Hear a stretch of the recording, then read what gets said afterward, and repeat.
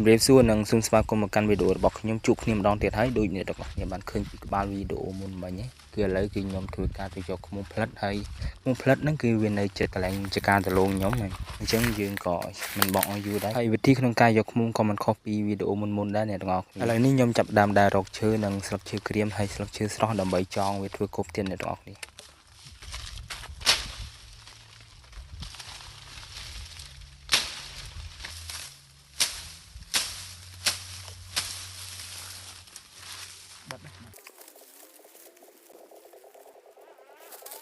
បាទបន្ទាប់ពីខ្ញុំធ្វើគប់រួចហើយឥឡូវដល់វគ្គយើងត្រូវទៅយកឃ្មុំវិញកុំឲ្យខាត់ពេលយូរតោះតាមដានវីដេអូការយកឃ្មុំរបស់ខ្ញុំជាមួយគ្នាតោះ